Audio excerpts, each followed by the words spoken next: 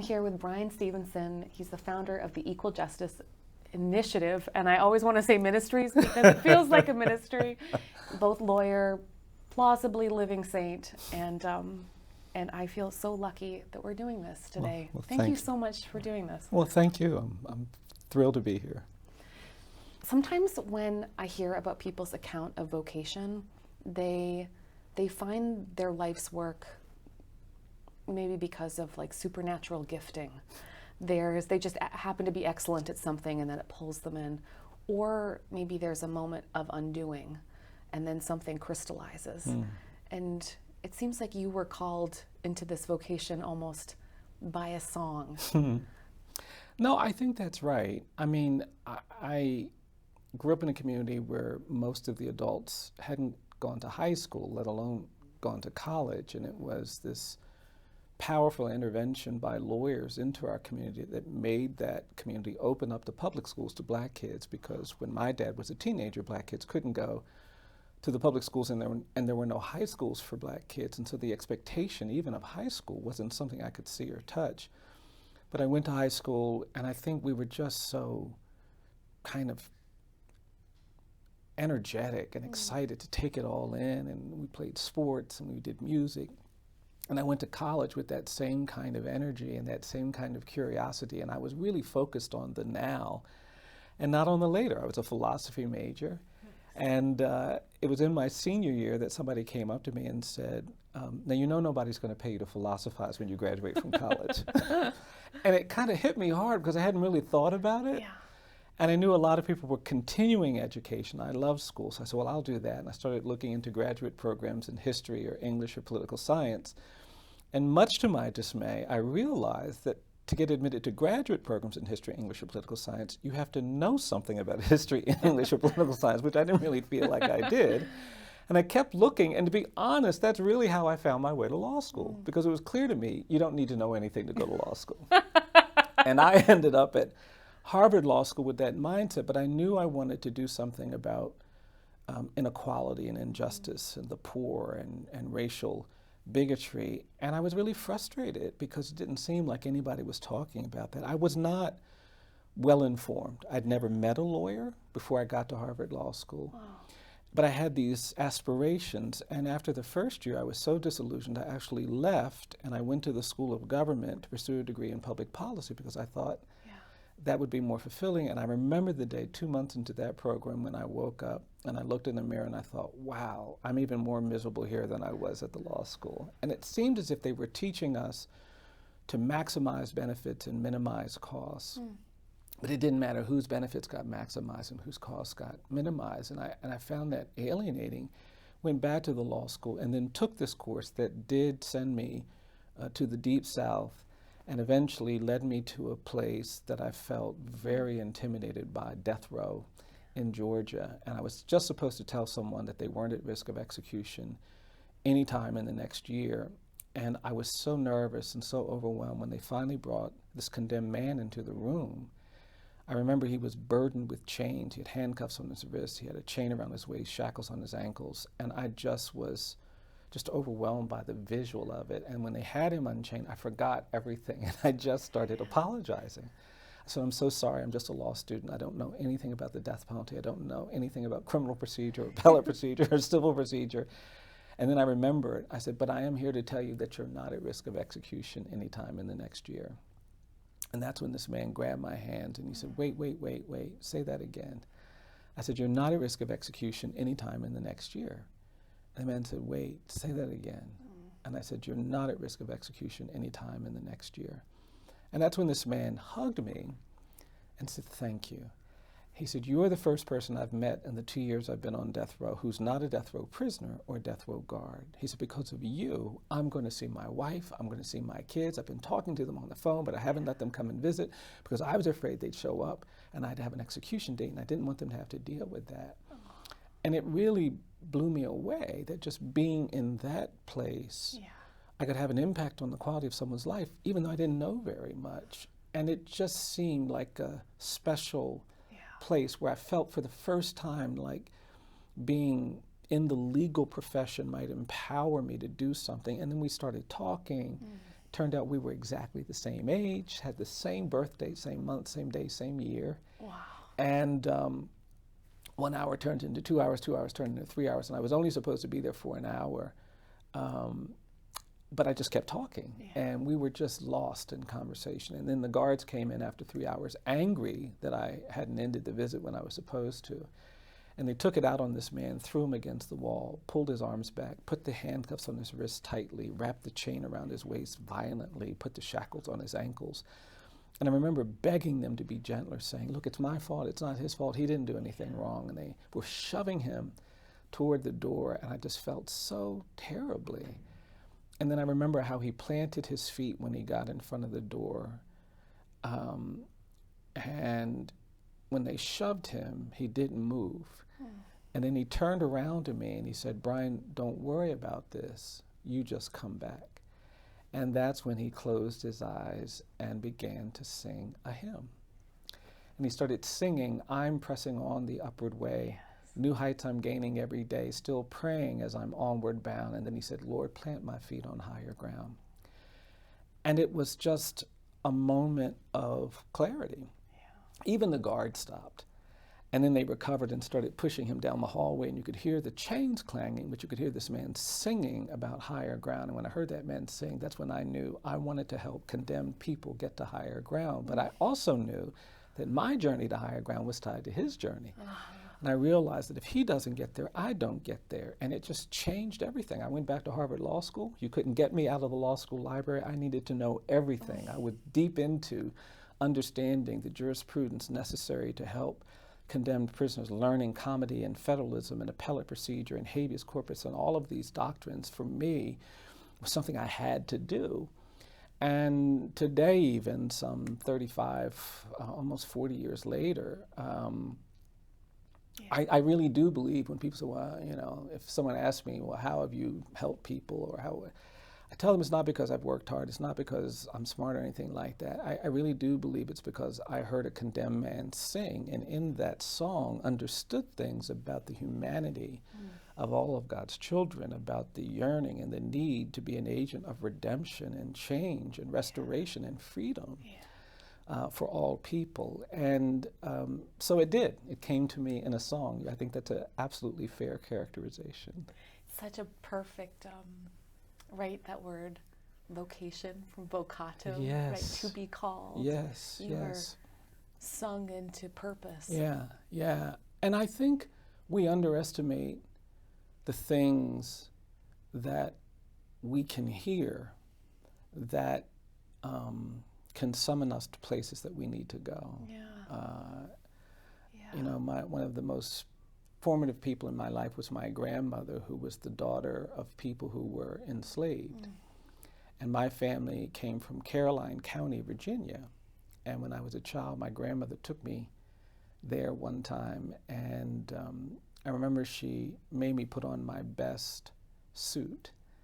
And she said, we're going to go someplace, and she got me ready, and she did the whole thing. She was licking her fingers and wiping my face and getting everything. And so I thought we were going someplace really nice, and we started walking down a road that became a dirt road.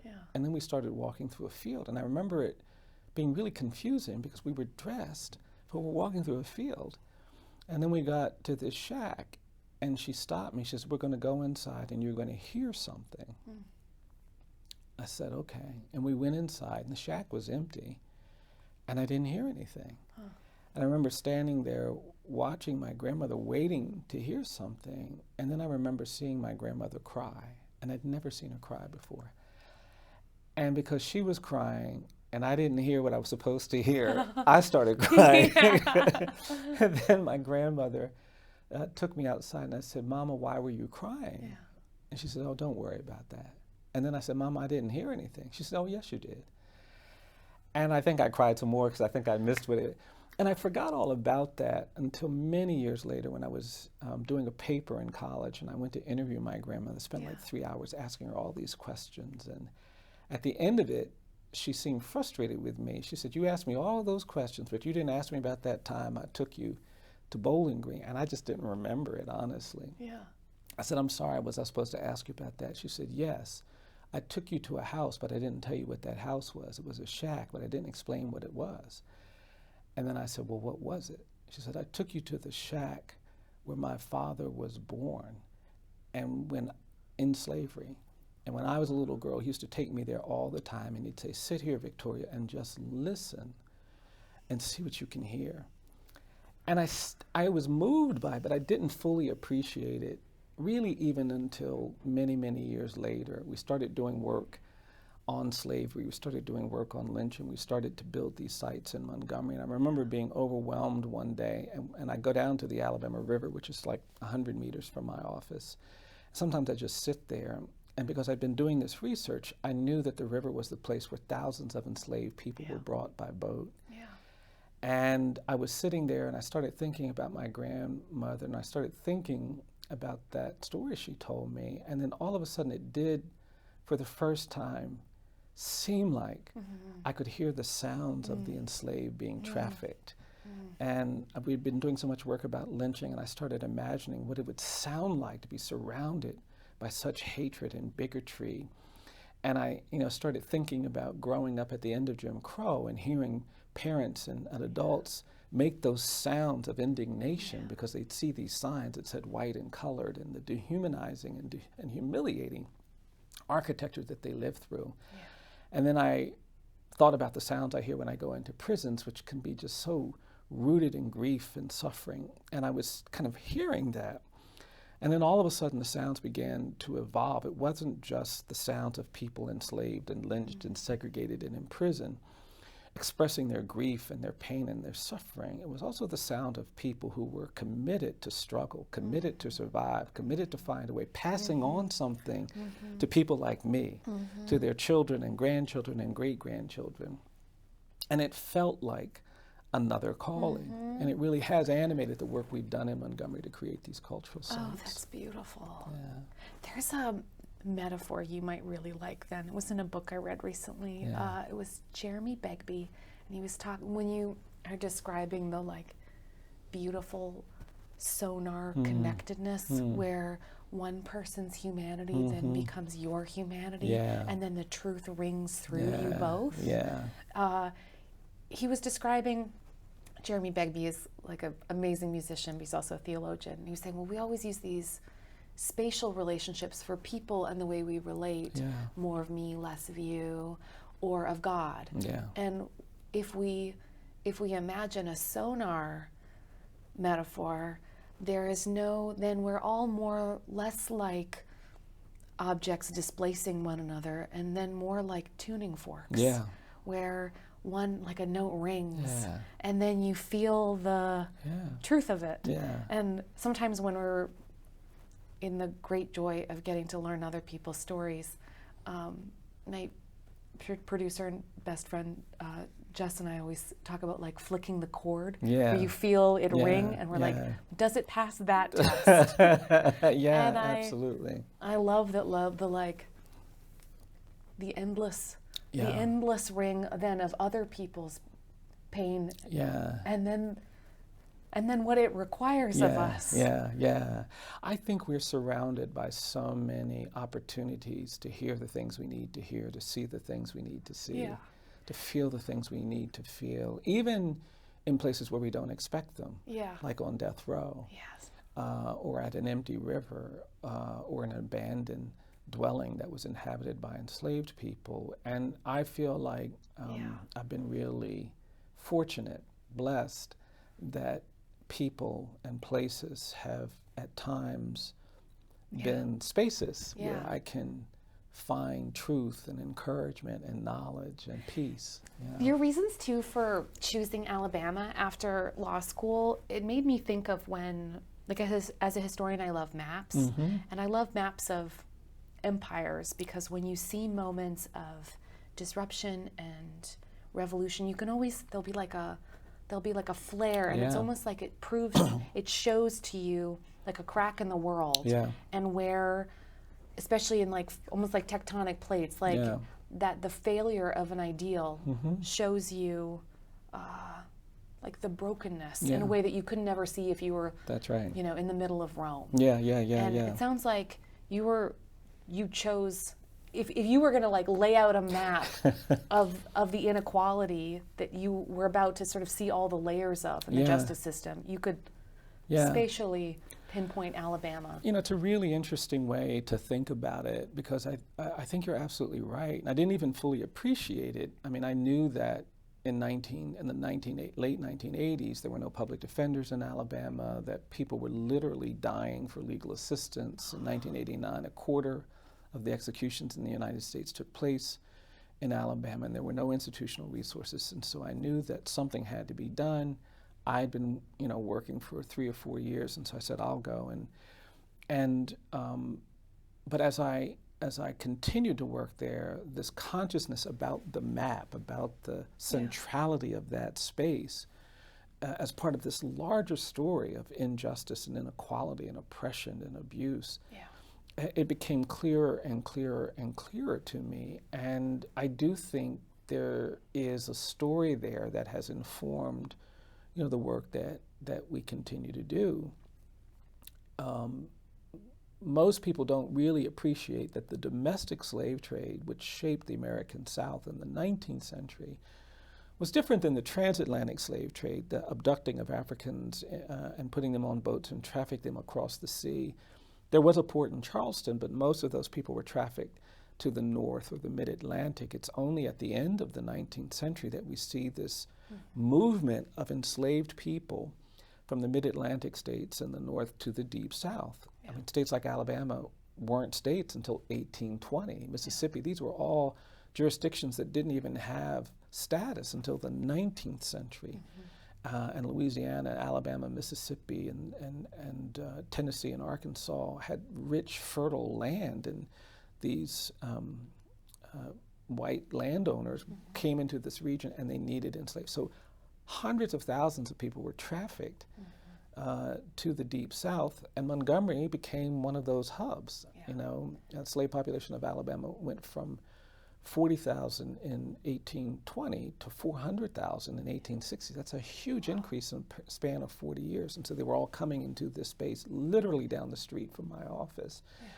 And then after emancipation was also the place where there was this violent resistance to equality. And so the lynchings and terror and the violence that was used to sustain Jim Crow and segregation was very resonant in that place. And then, of course, a century later, it was Rosa Parks and Dr. King and Joanne Robinson and Claudette Colvin and John Lewis and other amazing people who got together and felt called to challenge this. And the Montgomery bus boycott started, you know, the civil rights movement that led to so many changes in American society. And so it is a powerful place, and when you understand that history, you begin to understand kind of where you're standing. And I do think there's real value in understanding the map where we live, the space where we live, the history of where we live, because it tells a powerful story, and sometimes we're a really important part of that story. So you're now a historian's best friend. Thank you for that, resident. That resident. What were some of the first, it's always a strange moment when I realize the when of the horrible truth, the truths of our education. But what were the first sort of radical disparities that you learned about the justice system that felt more glaring in Alabama than perhaps you'd seen before? Well, I think it was, I mean, I'd been working throughout the South, and so it was pretty much everywhere I went. I mean, I think it became very clear to me early on that our system treats you better if you're rich and guilty than if you're poor and innocent, that it was wealth, not culpability, that was going to be the biggest factor in what was going to happen. And that was disappointing to me, because that's not what we were taught in law school, and people had been silent about that reality. And because I was representing people who were poor, I knew that it wasn't going to be enough just to kind of make this effort. We were going to have to talk about these structures and systems that disadvantaged our clients. And then, of course, the race stuff was very evident. You know, it just seemed like every time I was in court, I and my client were the only black people there, and none of the decision makers were ever black. I mean, the prosecutors would exclude black people from serving on juries. All the prosecutors were white, all the judges were white, and they weren't troubled by the absence of diversity. In fact, they were counting on it to maintain a kind of status quo, to maintain, in their minds, a glorious past, where I saw a horrific past, a past of violence and terrorism and inequality and injustice. And so that conflict between those who were trying to preserve the past and those of us who desperately needed the past to become something different was a whole kind of extra legal aspect to the work that I was doing. And of course it played out in the cases, it played out in the rulings. I always sensed that people didn't want to be proudly unjust. I always sensed that people thought what they were doing was not an injustice, but they were so kind of distracted and blinded by so many of these practices that they were allowed to think that, even though it was so patently unjust to me, you know. And I think those moments were always powerful moments for me when something happened that got people to look a little more carefully. Yeah, it is so strange too, the role of, I mean, maybe it's true of the good things too. We don't love in general, we only love in particular. But when you, I mean, the story of one particular death row inmate and his obvious to you immediately, in a sense, was sort of galvanized. I wonder if you could tell the story of Walter McMillan. Sure, Well, I mean, he was one of several people I met. He was convicted and sentenced to death in Monroeville, Alabama, which is the home of Harper Lee. It's where she grew up and wrote the great novel To Kill a Mockingbird. And that community, after some pushback, initially embraced the story. And so when you go to Monroeville, it's like a shrine to Kill a Mockingbird. All the streets are named after characters. They put on a play every year. Everybody takes great pride in being associated with that story. And I met Mr. McMillan, who insisted on his innocence. I read the record. It became really clear to me that they had not proved his guilt. And then I met his family and started talking to people. And then I was absolutely persuaded of his innocence. And we just started fighting. And I thought we could just explain to people that he was with his family 15 miles away. You need more information. I am here to provide that information for you. You probably can't know this. You didn't know this. But he was actually with 30 people at his home raising money for the church when this crime took place 11 miles away. All of them were with him. They all know he's innocent. You need to respond to this and allow him to go. And instead of reacting to that with shame and horror, they were like, nope, not going to do that. And they just pushed even harder, you know, to get him executed. And I think the struggle was illuminating, that it was so obvious that he was innocent. And yet they were so committed to maintaining his guilt. It became clear to me that this wasn't about guilt or innocence. This was about power and using power to kind of advance these long existing narratives about who's dangerous and who's not. And it was a challenging case in a lot of ways, but it was also a powerful case because I saw the community come together and people find their voice and find their courage and find their strength. And when we finally went to court, I mean, the courtroom was packed full of black folks and people, poor white people who had come, he had worked with. And they were there looking for justice. And that for me was really exciting. And, you know, the intensity of the hearing, you know, I wrote about after the first day, the prosecutors were mad that the courtroom had been filled with so many people of color and supporters of Mr. McMillan. So the next day, they didn't let his people come in, and they changed the courtroom around. They put a metal detector inside the courtroom door that you had to walk through, and then they positioned this huge German Shepherd dog you had to walk past to get inside the courtroom. And they were telling black folks, oh, you can't come and you can't come in. And when I got there, I went to go into the courtroom, and the deputy said, oh, you can't come in. I said, well, I'm the defense attorney. I think I have to be able to come in. He said, let me check. And he ran and came back. He said, well, you can come in. And they had filled the court, half filled the court, with people who were supportive of the state. And I was really angry. Yeah. And I walked through this metal detector, and they positioned this huge German Shepherd dog you had to walk past to get into the courtroom. Yeah. Complained to the judge didn't do anything. And I went outside and explained to the black community and the leaders that they had done something really unfair, but we'll get this sorted out for tomorrow. And they said fine. And they started identifying people to occupy the few seats that were left. And they identified this older black woman named Ms. Williams. And she was so honored to be identified as a representative. And I was inside when they finally started letting people come in, and I saw this beautiful older black woman walk through the doors of that courtroom with such dignity and such grace. And she held her head up high and she walked through the metal detector. But when she got in front of the dog, you could see the fear just paralyze her. And she stood there and her body started to tremble and shake. And then I saw tears running down her face. And then I heard her groan loudly and watched her turn around and run out the courtroom.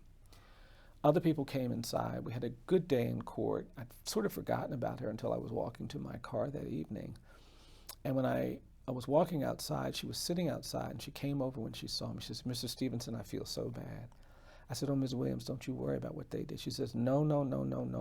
I was supposed to be in that courtroom. I was meant to be in that courtroom. I should have been in that courtroom, and I failed. I said, Ms. Williams, please don't feel bad. They shouldn't have done what they did. She says, no. I let everybody down today, and I just feel it. And she started crying. I said, please don't worry about this, Ms. Justice. She said, no. I was meant to be in that courtroom.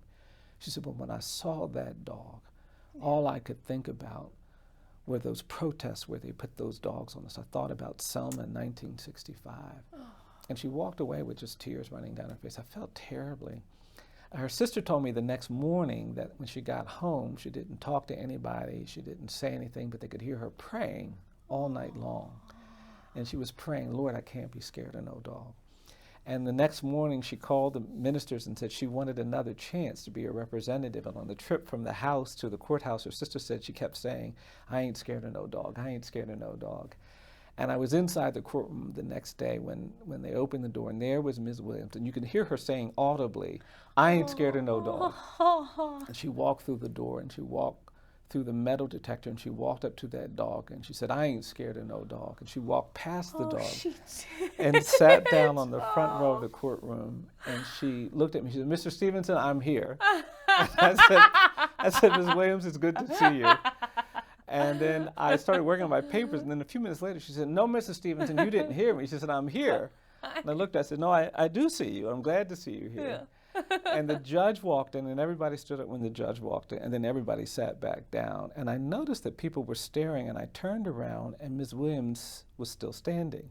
And the courtroom got really quiet, and they were looking at her, and that's when she said one last time, she said, I'm here.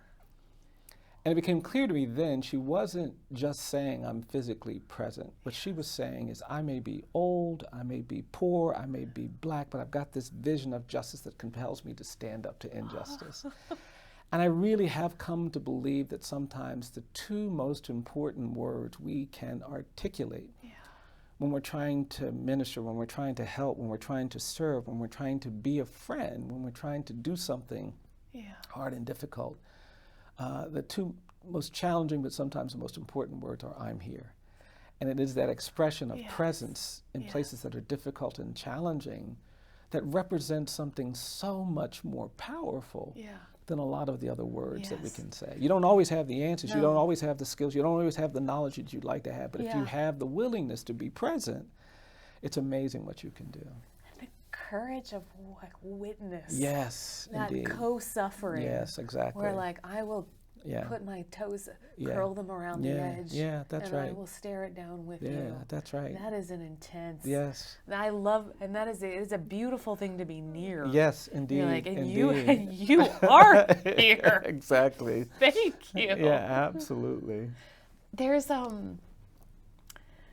a kind of witnessing that it changes when you describe the grind of like the inhumanity of all of the horrible bits, like the way that moving through the process can like strip away the feeling Yeah. that man got back when he sang. Yeah.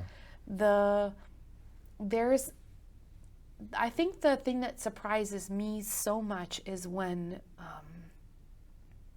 there's still an incredible capacity to love. Yeah. And that maybe even the more you're in a broken system, if some beautiful magic of the Holy Spirit happens, you're able to continue to love, but maybe it changes who you love. Yeah. Because your witness reminded me of this book I read recently. She was a friend of the podcast. Her name was Sarah Centillas.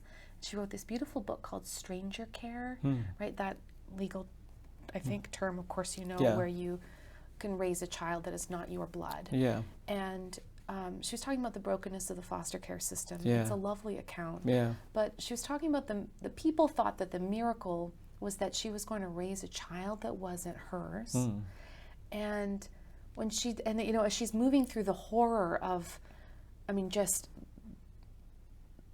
the pain of endless fracture everywhere, but that and the wearing down, and then the desire then to demonize all of the people, especially those who continue to hurt you in the midst of the system. And she said she thought the miracle wasn't loving the baby whose love was like lightning in her heart, but it was that she could somehow possibly learn to love that child's mom. And then those foster care workers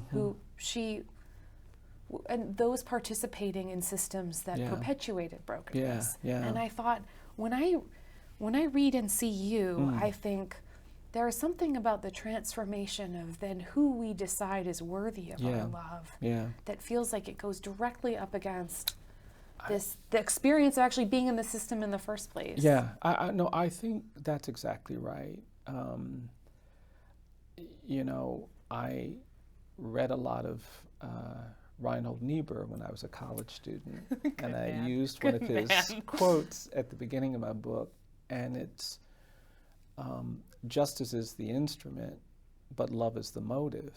And I do think if our quest for justice, if our desire for justice isn't rooted in a kind of love of everyone, not just those on whose behalf we're seeking justice, but a love of everyone. Because I think of injustice like a terrible disease, and it's this kind of infectious, kind of toxic thing, and you don't want anybody burdened by the attributes of that illness. And you're trying to shield people who are most vulnerable, who are likely to be victimized by the injustice, but you want everyone to be free of this horrific malady that causes you to not see humanity and to see dignity and see personhood and to see grace and redemption. And I do think you have to yearn for a kind of love that you can give to any and everyone. It's grossly indiscriminate. Grossly, and I talk about this person I met in my book, and we won these cases banning life without parole sentences for children, so I was going around the country representing a lot of kids, and I was going to New Orleans a lot, because Louisiana had one of the highest rates of child sentencing to death in prison of any state. And I was back there a lot and kept going to court, and I was representing these two people who'd spent nearly 50 years at Angola plantation prison in the state of Louisiana. And there was always this woman in court when I would go there, and she would just watch me. And finally, we got a court to grant relief for this man who is now blind, who'd been in prison for nearly 50 years. And it was such a powerful moment because when she granted relief, there were all of these people in prison in the jury box waiting for their sentencing hearings, and the courtroom was filled with those people. People just actually started to applaud when they heard the story, and it was one of those moments. And when I was leaving, we had to wait a couple of hours to get the papers. This woman I'd seen so often was sitting on the steps, and she called me over, and she told me her story about how her son had been murdered, and she had come to the court a lot to be a part of these proceedings to demand justice. And when these young people were finally convicted of this crime, she didn't feel vindication and justice. She felt just overwhelmed because she saw their mothers sitting in the courtroom crying.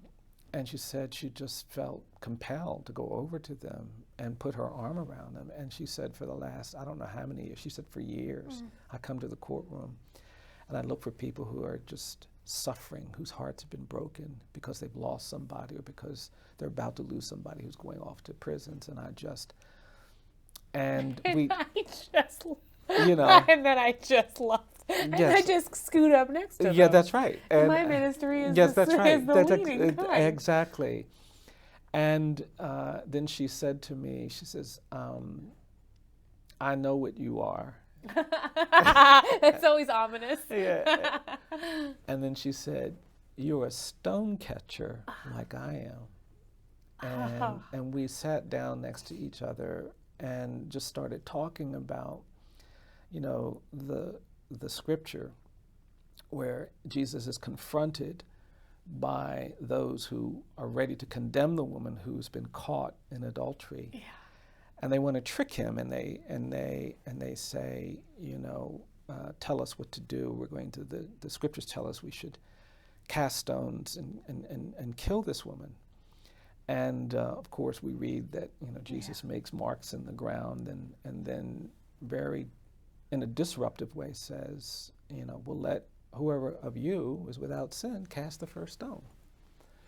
And they're challenged by that, convicted by that, and they all walk away. And he just says to the woman, go and sin no more. And what's powerful for me about that story is that it required a certain amount of consciousness for those who condemn to recognize that they were not without sin and put down their stones. And that we've gotten to a point in our contemporary struggle where we have made our identity and our religiosity and our self-righteousness so much a part of our identity that we don't have that consciousness. Yes. We throw the stones anyway, even though Jesus is still saying, let him who's without sin cast the first stone. And I just think that that means that some of us can't just shake our heads and be outraged by that. Some of us actually have to position ourselves in front of the condemned, in front of those who would be the objects of this, and we have to catch those stones. And I want to catch the stones that are thrown at my clients. I want to catch the stones that are thrown at children. I want to catch the stones that are thrown at people who are suffering from trauma and addiction and abuse. And I want to catch them because I don't want them to be battered and beaten and destroyed by this unjust anger and violence. But I also want to catch them to give those who cast the stones an opportunity for one more chance to hear what we are supposed to hear, to be called to what we're supposed to be called to, which is not condemnation and judgment, but to justice and mercy. Yes. And in that respect, I think you're right. You do have to, you have to have a kind of consuming love that gets you to see everybody. If your love is the kind that can only flourish when you blind yourself to these people and their needs and these people and their needs, I just don't think it's going to be that kind of love that endures, that lifts and transacts. It does always feel like watching. I spent my 20s studying faith healers. Yeah. As I know the feeling of standing there hoping that a thing like the suspension of the laws of gravity might happen. Yeah. But I think people get that feeling when they see someone like they see someone either forgive, they see someone somehow whole, they see someone give up on a position that they once had. But I had Ray Hinton's been on the podcast. Oh, wonderful. And that is the miracle feeling of being near him. Is, so if you wouldn't mind introducing people who might not have heard about Ray's story. Sure, but that is a kind of completeness. Absolutely, absolutely. Yeah, no, Anthony Ray Hinton, wrongly accused, wrongly convicted, wrongly condemned to death for crimes that took place in Birmingham in the 1980s, spent nearly 30 years on death row in Alabama. Yeah. Didn't talk for the first 3 years he was on death row because he was just so angry and frustrated and unnerved by what had happened to him. And then he began to find his voice and just never gave away his hope. He's a remarkable human being, this incredible spirit of joy and spirit of compassion.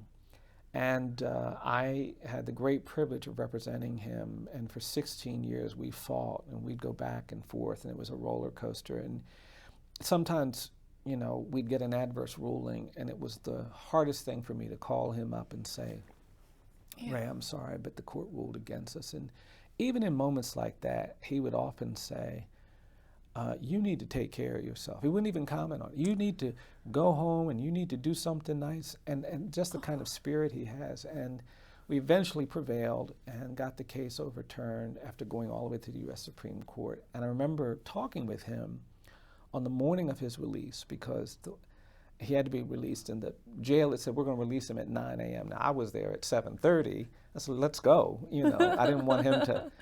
And they refused to let him out until the 9 o'clock. So we were back there, and I was even mad about that. And is this not enough? You want that extra hour and a half of his life? I mean, really, they've taken 30 years that they can't get back to you. Yes. Here's an hour and a half that they could give you. Yeah, I'll take it. But we were talking, and I was still feeling, you know, just provoked by it all. And he was telling me that he had been up all night. He says, Bryan, I made an important decision. I said, what's that? He says, I've decided I have to forgive them for what they did to me. He said, I can't hate them. If I walk out of here hating them, they'll still have me in prison. Because hatred is a kind of prison. Our unwillingness to forgive creates a kind of constraint on our hearts, on our spirits. And, you know, he embodies that powerful truth, that powerful freedom that comes with understanding that without forgiveness, without compassion, without a desire to create space for those who've harmed us to recover, we don't ever recover ourselves. And yeah, he's a beautiful human being. You can't ask anyone ever to do it, but if you ever see it, absolutely. You just Absolutely, absolutely. No, and I think that's what's really important, is that if you're yearning for truth and you're yearning for justice, and that's why in our work we're really trying to create this new era of truth and justice. What we say we want when we invite people to our sites, the museum and the memorial, and this work we're doing on the race and the history. We want an era of truth-telling because we think that truth-telling opens us up to all kinds of things that we will now feel obligated, feel motivated to do. There is such an intense, well, of course, there's an enormous debate right now about public forgiveness, which I'm sure you are mired in every day. And and then there's often a thick Christian script that a totalizing kind of forgiveness, where it just sort of like feels like it's just like passing the boulder and to those who have suffered under the weight of the greatest cruelty, and then it says carry that too. So I never want that. There's just and then of course there are those where truth only feels like loaded weapons. And there's a searingness to it that also accidentally sometimes consumes the things it was. It just sort of burns everything. Yeah, I think in many ways we haven't really seriously investigated what the harms are. And therefore we haven't really positioned ourselves to thoughtfully talk about what the remedies are. Totally. You know, I think that's why I love all the language of witness, where the word requires to have suffered with, to have, as opposed to have casually consumed, to have lightly perused the conclusions of. That's right. The skipping to the end That's piece. That's right. The cheapness of that kind of. Yeah, because I mean we've gotten good at performative Yeah. reconciliation and performative apology and performative. And I just think we have to understand why that doesn't work, because it's not rooted in, I mean, Yes. you know, you well know that in the health context, nobody signs up for, you know, a painful and difficult treatment. You don't. No one says, "Oh, I want chemotherapy. I want radiation." Yeah. But it's when you get these devastating diagnoses and you realize that the absence of treatment is going to cause harm or death or whatever, that you begin to kind of think differently about what you have to do. And I think in a lot of ways we've just been silent about so many of the harms created by our history that we have to engage in this process of diagnosing. Well, what did this do? So 6 million black people fled the American South during the first half of the 20th century. They left lands that they owned. They left opportunities to build wealth that was there for them, but they had to give it up because of terror and violence. They moved to places like Chicago and Cleveland and Detroit, where they went not as people looking for new economic opportunities, but as refugees and exiles. And when you understand that, you think differently about a wealth gap in America today. You think differently about what it means to be isolated in a community where there's been generation after generation of suffering and disconnection. So all of these things have to be understood if we're going to actually be effective at creating repair and creating restoration and creating remedy. And I just think that's always true. I mean, one of the things I think we have to embrace, we have a culture in America that is very resistant to apology. You know, our politicians never want to say, I was wrong. No, but there's the last line, it goes, but it made me who I am Yeah, today. exactly. And I think that resistance to saying I'm sorry has really cultivated something very unhealthy. Yes. Because people who really love each other, people who really care about each other, most of the people I know who've been in loving marriages for 40 or 50 years are people who have learned how to apologize to one another when they inevitably do something that is harmful, that's not right.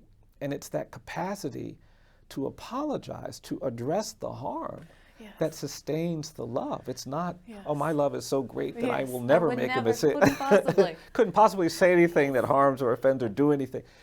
No, and that's why we have to learn. We have to learn the geography of apology and to express it when it needs to be expressed, and to not fear it as something that condemns us. What it does is it actually helps us acknowledge things and learn things that can direct us.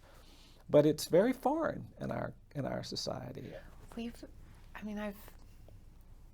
The intimacy of forgiveness and repentance, forgiveness and lament. I mean,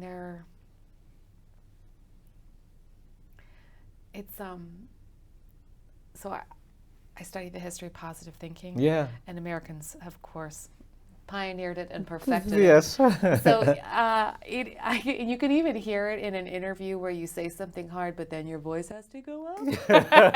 I'm sure that's right. It's hard to, and then like all that's the sweetness of those minor notes that we have to play for people to hear the whole song. That's right. I've only done a little on, every time I tread into the deep waters of talking about forgiveness, one of the first, especially for people who have suffered, there's an immediate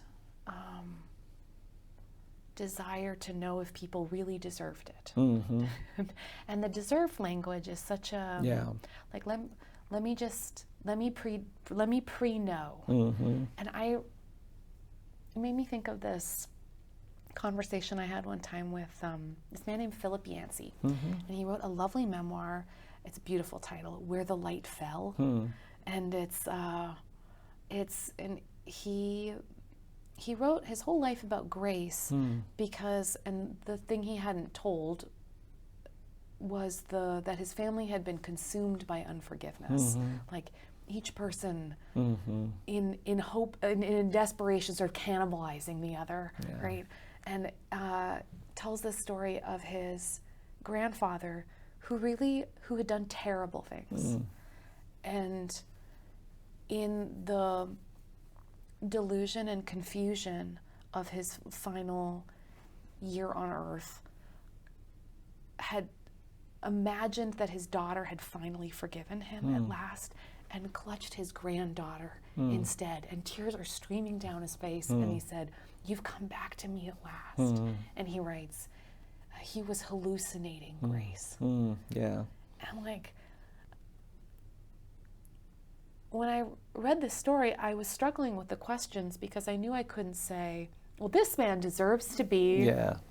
You have to help people understand the complicated web of fighting for people where they don't have to pass the deserve test.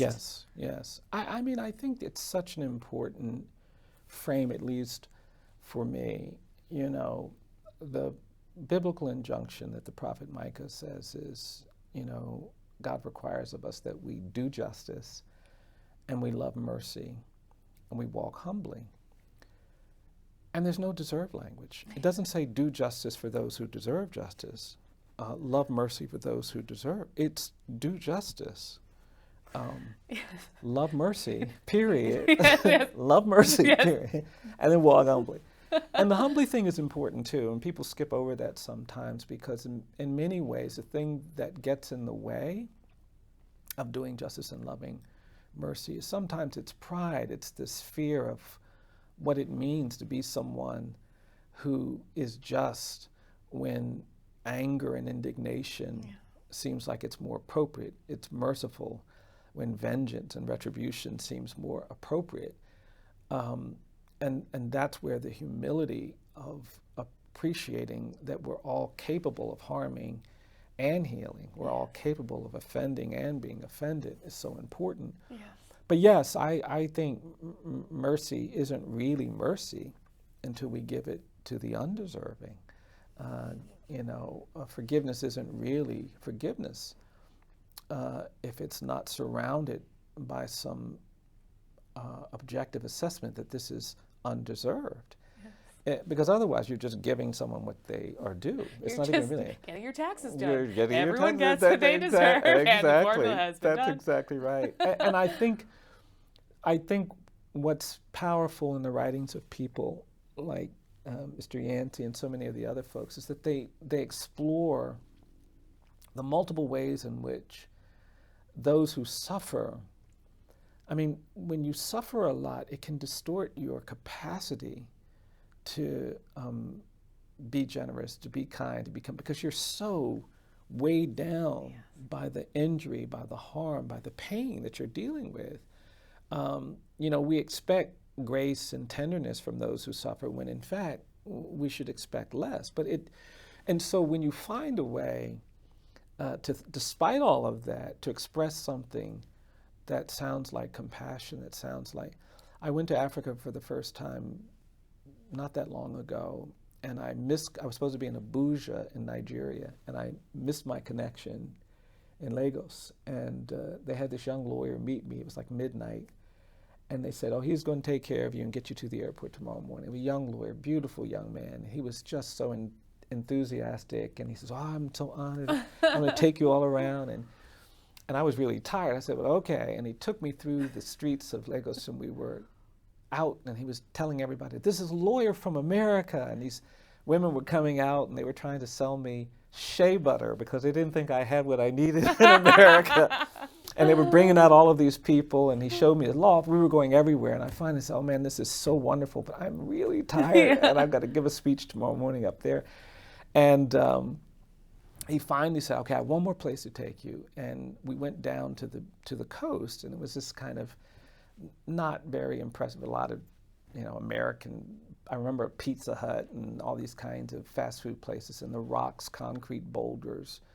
And we climbed over them, and then there was the coast. It wasn't beautiful, it was just dark, but it was the ocean. Yeah. And we got down there, and I stood there, and he stood there, and I noticed that he got really quiet. Yeah. And then I looked over and I saw a tear running down his face. And he turned to me and he said, well, I wanted to bring you here so I could say, I'm sorry, this is where we lost you.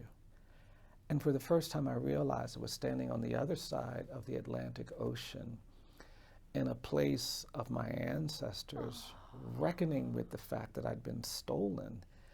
And this young man had the presence of mind to feel some culpability, to feel the weight of having not been stolen. Yes. And then you felt found in that moment. And I stood there and I gosh. wept like I had never wept before. And you it was could have just, prepared me. I really. but it's extraordinary how we Yes. sometimes have within us the ability Yes. to show forgiveness and mercy and grace. And Yes. you know, he took me to his house and had this young little kid who was so excited. He said, "You're going to sleep on my little area," and he wanted to talk, and and I had all of a sudden all of this energy, and I think I was up all night with this child. And it was beautiful. It was extraordinary. It's the thing I remember most about that trip. Oh my word. Well, look, you prophet of hope. I love the way we are found Yeah. in each other's efforts and in each other's pain. Yeah. And it is Yeah. so beautiful Yeah. to see you pour yourself into the world. Oh, well, thank you. Thank you, my friend. Oh, you're very Thank welcome. You for Thank doing you for with this. me. My honor. My I'm great sorry honor. we lost you.